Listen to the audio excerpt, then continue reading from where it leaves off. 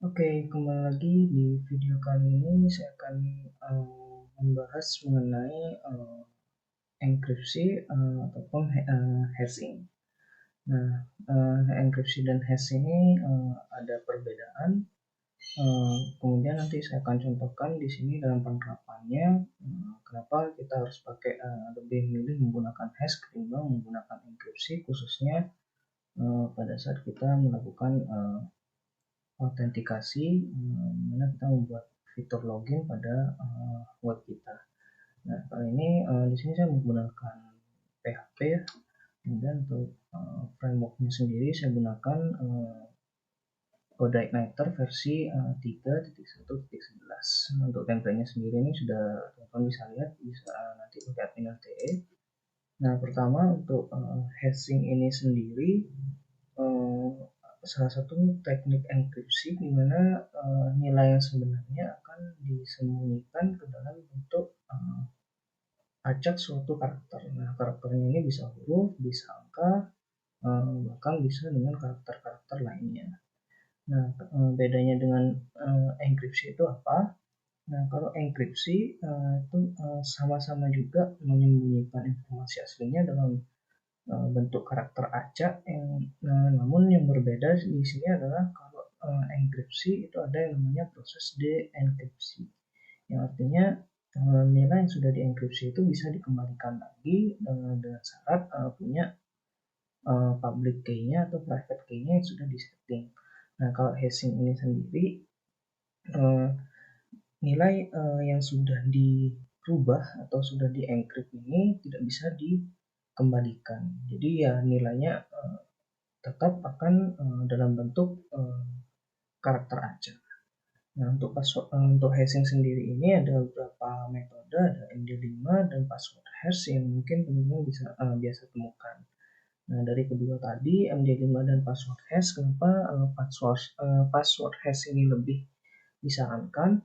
Nah, itu dikarenakan kalau nilai yang dihasilkan dari enkripsi MD5 itu nilai enkripsinya selalu tetap. Nah, kemudian itu nanti bisa menjawab kenapa kalau teman-teman bisa cari di Google ini menuliskan MD5 decrypt ini sebenarnya bukan MD5 yang bisa didecrypt, tetapi di sini kalau misalnya teman-teman lihat headline-nya kan ada di sini lebih dari 15 miliar hashing.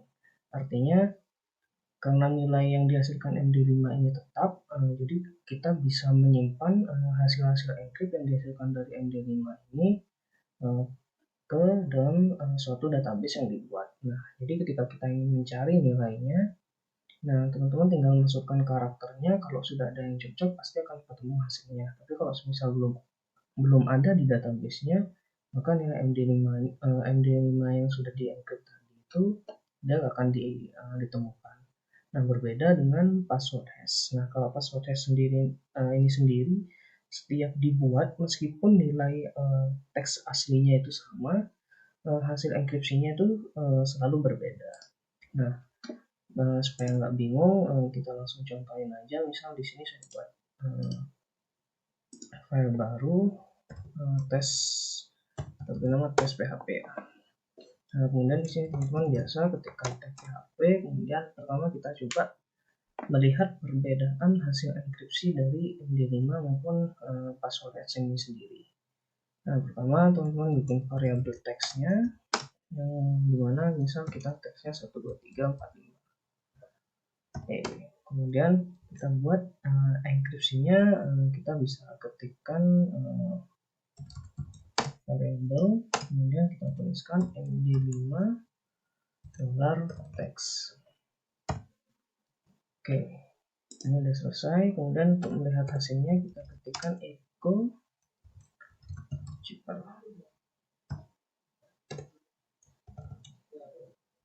Oke, nah kalau sudah kita simpan dulu. Kemudian untuk melihat hasilnya, teman bisa buka di sini.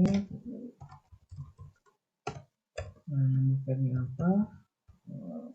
Kalau sudah kita tekan enter. Nah, ini hasil enkripsi dari MD5 ya. Nah, kalau teman-teman refresh ini nilainya dia akan tetap sama. Nah, seperti ini. Jadi kalau teman-teman menyimpan nilai ini ya dia akan mudah hilang. Jadi itu penyebabnya kenapa ada yang namanya situs MD5 decrypt itu tadi. Nah, berbeda kalau kita menggunakan password hash. Nah, password hash ini sendiri sebenarnya fitur yang sudah ada di PHP ya. Jadi kalau teman-teman mau ini, kita coba kita ketikkan password hash, kemudian stringnya kita taruh variable text. Nah, ini dibiarkan aja default, jadi biar PHP-nya yang akan menentukan tipe enkripsinya. Kalau sudah di save saja.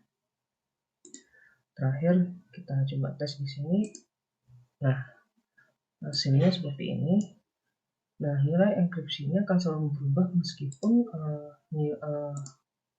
value text biasanya ini tetap. Nah, ini saya tidak ubah sama sekali ya. Jadi kalau teman-teman refresh, dia pasti berbeda. Nah, untuk lebih jelasnya, ini saya copy dulu. Kemudian saya pastekan di notepad.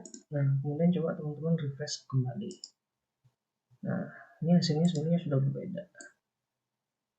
Jadi bisa dibilang lebih aman daripada kita menggunakan MD5 yang nilai enkripsinya itu selalu tetap. Nah, jadi kalau misalnya teman-teman bandingkan di sini, ini sudah berbeda ya nilainya. Jadi itu tadi kenapa lebih diusulkan untuk menggunakan direkomendasikan dari menggunakan password hash daripada MD5. Nah, oke, kalau sudah kita kembali lagi ke sini. Kemudian kita coba untuk penerapannya. Nah, untuk penerapannya pertama kita buat dulu kita langsung ke pakai database ya di sini. Jadi silakan buka PHP adminnya kalau pakai SAM. Kemudian kita buat di sini contoh. Ini bebas ya nama database-nya. Oke, di sini saya bakal buat tabel user. Di sini saya nggak mau banyak-banyak ya isi ini, jadi standarnya ada ID user, kemudian ada username, kemudian ada password. Kemudian yang mungkin segini aja untuk username kita varchar. Nah, ini bisa varchar untuk panjang nilainya ini 256 karakter. Nah, teman-teman ini bisa menggunakan AI, artinya auto increment, dimana nanti setiap ada inputan nilai ID-nya akan bertambah secara otomatis oleh MySQL ini sendiri. Nah, kalau sudah bisa kita simpan. Oke, sudah. Sekarang kita tambahkan ya. Tambahkan misalnya login, kemudian untuk passwordnya kita pakai ini. Nah, nanti 1 2 3 4 5 tadi. Oke, kalau sudah kita simpan. Nah, terakhir kita buat di codec datanya. Oke, di sini saya sudah sediakan, nanti source code-nya akan saya upload di GitHub. Nanti saya taruh di deskripsi ya, mungkin dipelajari lebih lanjut. Pertama saya ubah dulu, di sini kita pakai teks saja. Ini pakai username. Nah, yang bukan name-nya kita isi itu ID. Kemudian tipe namanya kita isi namanya mas. Oke, actionnya kita ganti dulu ke misal PHP setRL. Nah, ini kita arahkan ke controllernya. Nah, untuk controllernya sendiri teman-teman bisa buat di sini ya. Di sini ada controller Wacom, kita pakai ini aja. Nah, kita buat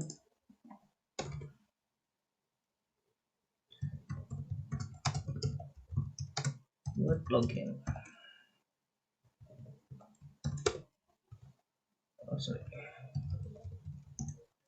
Kita buat proses login. Oke, pertama kita buat routing dulu supaya lebih singkat. Jadi misalnya di sini saya buat seperti ini.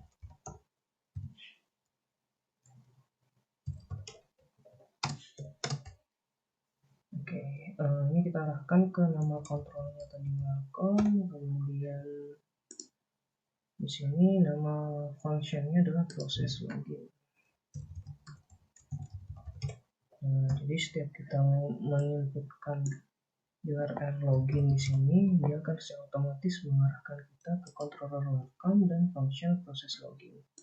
Oke, pertama kita rapikan dulu form-formnya yang sekiranya dibutuhkan. Kalau sudah, seperti UID, password, dan lain sebagainya. Oke, ini udah selesai. Yang lainnya nggak perlu kita otak-atik dulu. Jadi sekarang kita ke proses loginnya. Nah, di sini pertama kita harus mendapatkan nilai username dan password yang diinputkan oleh user. Pertama kita buat variabel ID di sini, dan this input host. Tadi namanya UID, dan passwordnya kita this host pas. Untuk nama-nama di sini sesuaikan dengan name yang nanti teman-teman buat di formnya ya. Oke, kalau sudah, pertama yang perlu diperhatikan di sini untuk password ini kan yang kita enkripsi, yang kita hashing ya. Sorry, yang kita hashing itu hanya passwordnya aja kalau teman-teman lihat di sini. Nah, ini hanya passwordnya aja. Nah, sedangkan yang ada di variabel ini nilainya masih teks aslinya yang kita inputkan di formnya. Jadi kalau kita misalnya inputkan 1, 2, 3, 4, 5, yang ditampung di variabel password ini adalah 1, 2, 3, 4, 5. Jadi belum di hashing sama sekali. Nah, untuk proses hashingnya, untuk proses pencocokannya nanti supaya nanti teman-teman bisa login, pertama kita buat di sini variabel pengecekan. Nah, kita arahkan ke modelnya, misal namanya welcome check user. Nah, kita masukkan UID-nya aja di tabel user yang tadi kita buat. Nah, di sini saya belum ada bikin modelnya, jadi kita coba bikin modelnya. Kita new file dan kita isikan com.php. Oke, ini welcome.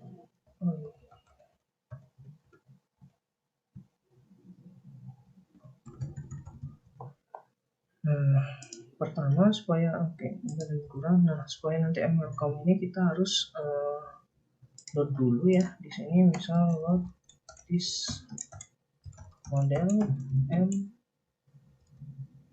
welcome. Oke, di sini ternyata ada salah. Kita rename dulu. Berarti kurang Oke. Sudah. Nah, di sini kita memanggil model welcome, kemudian kita memanggil function check user yang ada di model welcome. Nah, kalau di sini kita masih belum ada bikin sama sekali, jadi kita bikin dulu, kita buat public.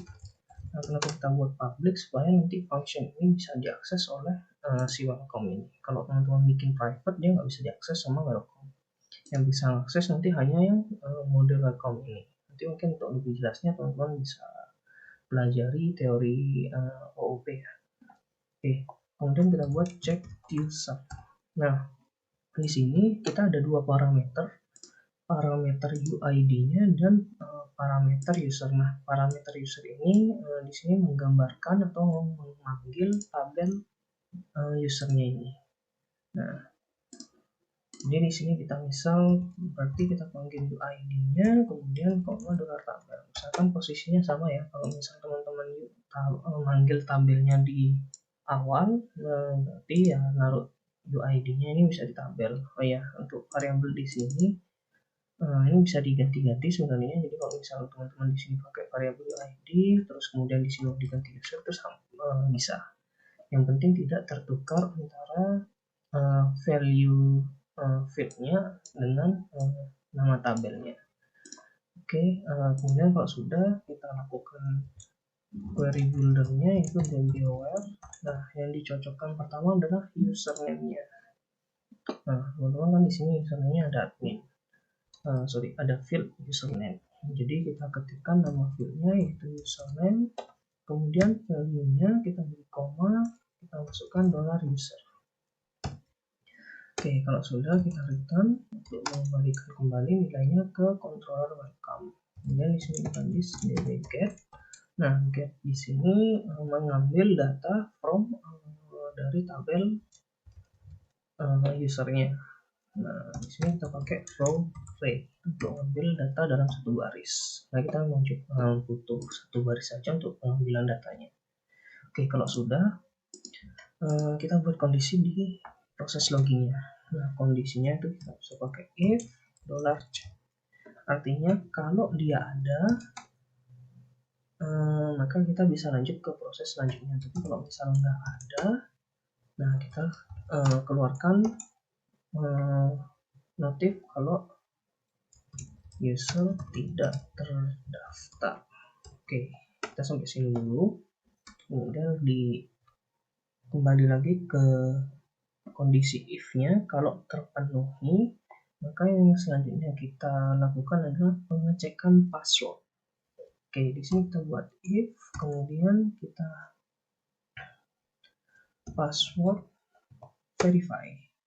Nah, di password verify ini sebenarnya satu fungsinya dengan password hash tadi yang sudah tersedia di PHP. Jadi di sini untuk memverifikasi passwordnya dengan hash yang sudah tersimpan di database. Nah, itu teman-teman, kita pertama ada parameter password dan parameter hash. Nah, parameter passwordnya itu artinya kita mengambil nilai aslinya yang kita masukkan di variabel password ini. Nah, jadi kita masukkan variabel passwordnya, nilai aslinya, kemudian nilai hashnya. Nah, nilai hashnya dapat dari mana? Yang dapat dari variabel check tadi. Nah, kita ambil cek, kemudian di sini indeksnya itu fit password.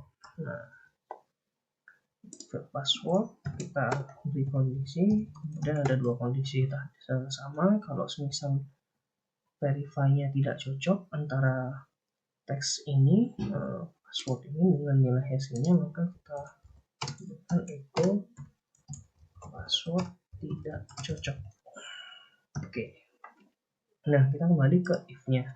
Kalau misal verify-nya berhasil, maka kita beri tulisan echo password cocok dan login berhasil. Oke, kita sampai di sini dulu. Nah, untuk pengecekannya, pertama kita pastikan dulu form loginnya, actionnya ini sudah mengarah. Nah, kalau sudah, kita kembali ke sini, kemudian kita refresh. Oke, di sini ada fit username dan fit password.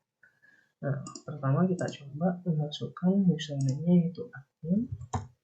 Nah, password pertama kita buat salah ya. Jadi password pertamanya kita mungkin tulis admin juga. Oke, sorry. Ya, kita klik tombol sign in ini.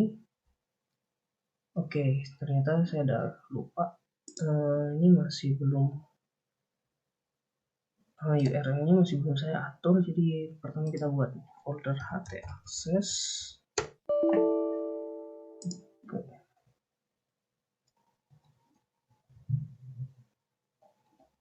Oh, salah. Di sini di folder root utamanya kita buat htaccess. Nah, di dalam htaccess ini kalau misal teman-teman ini bisa buka dokumentasinya komputer.com.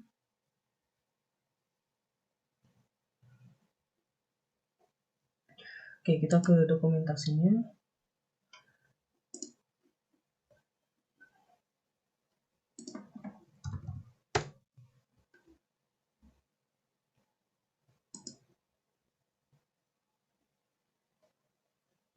Nah, kita harus removing index.php-nya. Nah, ini kita copy aja.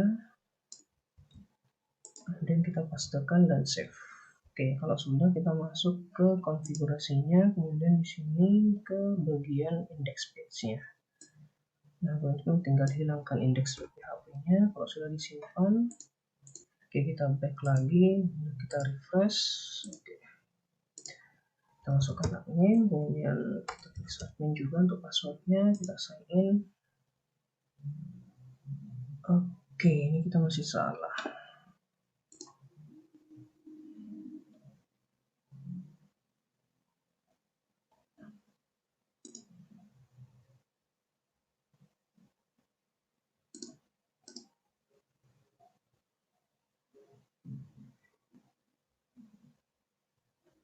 Oh ya, ternyata di sini kurang kita refresh ulang. Oke, kita masukkan lagi admin dan passwordnya juga admin. Oke, ternyata di sini ada yang keliru karena saya belum aktifin database-nya. Oke, kita buka application, kemudian copy, kemudian kita pilih database.php.